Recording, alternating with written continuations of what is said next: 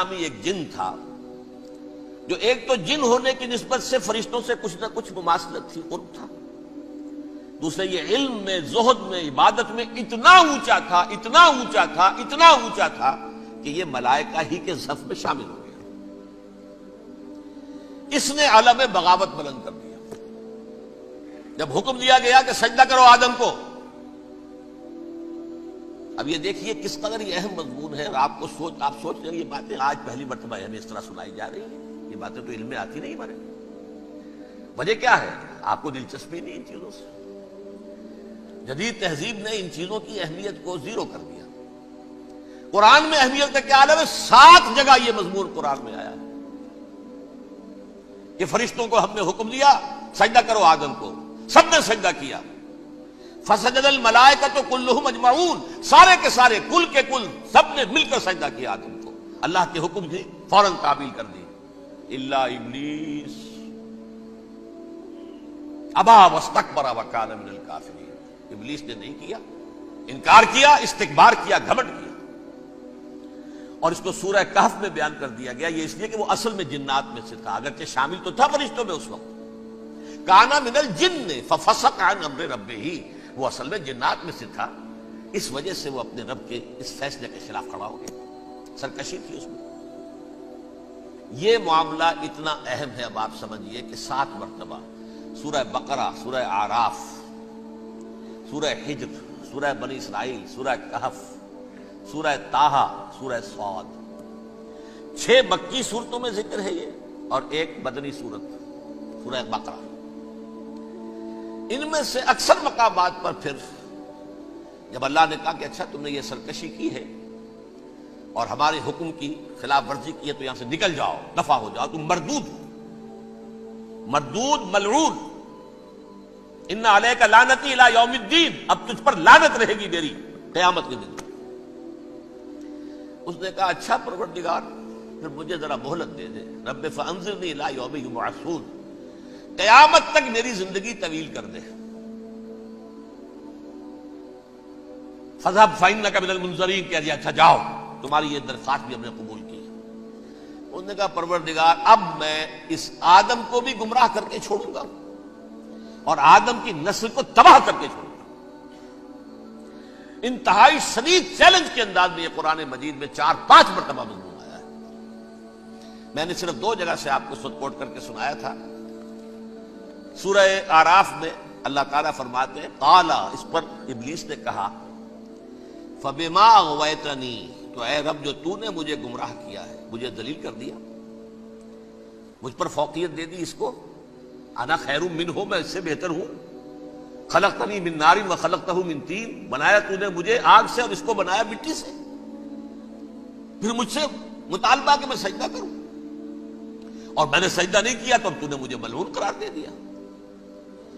قال فبما اغویتنی لأقعدن لهم صراطک المستقیم، اب میں یہ نسل آدم کے لیے، اس کو برباد کرنے کے لیے تیری سیدھی راہ کے اوپر گھات میں بیٹھوں گا، سیدھے راستے پر چلنے نہیں دوں گا۔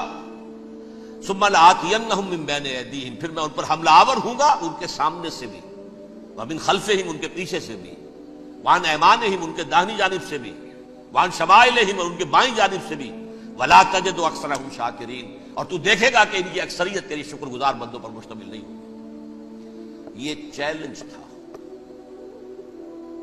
اور ایک چھوٹا سا چیلنج جو سورہ صاد میں آیا ہے، اور یہاں تو اس نے اللہ کے جلال کی قسم کھا کر کہا قال فبعزتک لأغوینہم اجمعین، اے رب تیری عزت، تیرے جلال کی قسم ہے میں ان سب کو گمراہ کر کے چھوڑوں گا، الا عبادک منہم المخلصین، سوائے ان میں سے وہ کچھ لوگ جنہیں تو خالص اپنا بندہ بنا لے، جنہیں تو اپنا بندہ بنا لے، مخلص، مخلص نہیں، مخلص یہ مفعول ہے، فاعل نہیں ہے، جسے تو بنا لے۔ بعض لوگوں کو اللہ چن لیتا ہے، هو اجتباکم، تمہیں چن لیا ہے، استفاء، اجتباء، بس وہ بچیں گے جن کو تو اپنی خاص امان میں لے لے گا، باقی میں سب کو گمراہ کر کے چھوڑوں گا۔ یہ ہے اصل دنیا میں نوع انسانی کا ابدی دشمن، ازلی سے ابدی تک۔ اور اس میں نوٹ کیجئے کہ اس کی اصل بنیاد کیا ہوئی؟ دو لفظ تکبر اور حسد. استکبرا، تکبر کیا، انا خیر منہ، میں اس سے بہتر ہوں. یہ ساری بس کی گانٹھ یہی ہے، سب سے بڑی گمراہی کی وجہ یہی ہے. اسی لیے کہا ہے حدیث میں لن يدخل الجنہ من کان فی قلبہ مثقال حبۃ من کبر. جنت میں ہرگز وہ شخص کبھی بھی داخل نہیں ہو سکے گا جس کے دل میں رائے کے دانے کے برابر بھی کبر ہے. تکبر سب سے بڑا جرم ہے. الکبر ردائی، اللہ فرماتا ہے یہ تکبر، یہ تو میری چادر ہے. کوئی شخص تکبر کرتا تو گویا میری چادر گھسیٹ رہا ہے میرے کندھے سے. عرب میں کسی شخص کی توہین کرنی ہوتی تھی تو اس کی چادر گھسیٹتے تھے، ننگا کر دیا گویا. یہ میری ردائی ہے، الکبر ردائی، یہ میری چادر ہے، یہ جامہ مجھے زیب دیتا ہے، مجھ پر راستہ تھا. اور حسد، آدم کو جو برتری عطا ہو گئی اس حسد کی آگ میں وہ جل رہا ہے اور اس کا انتقام لینا چاہتا ہے. آدم سے بھی، آدم کو بھی گمراہ کیا، جنت سے نکلوایا.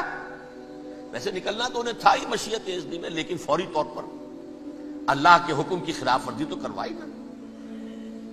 فعصى آدم ربہ فغوى، آدم نے اپنے رب کے حکم کی نافرمانی کی اور گمراہ ہوا عارضی طور پر. یہ دوسری بات ہے، توبہ کر لی، اللہ نے توبہ قبول فرما لی، معاف کر دیا. کوئی مستقل جو ہے وہ نسل انسانی پر اس گناہ کا اثر متوارث طور پر نہیں آ رہا ہے، ختم ہو چکا معاملہ، ہوا تھا ہو گیا.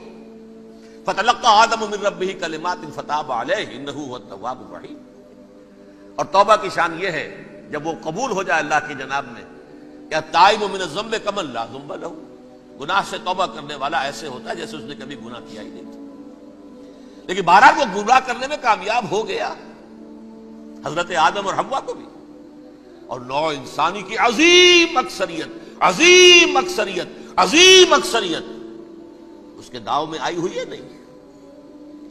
کتنے ہیں وہ عباد اللہ المخلصین، الا عبادک منہم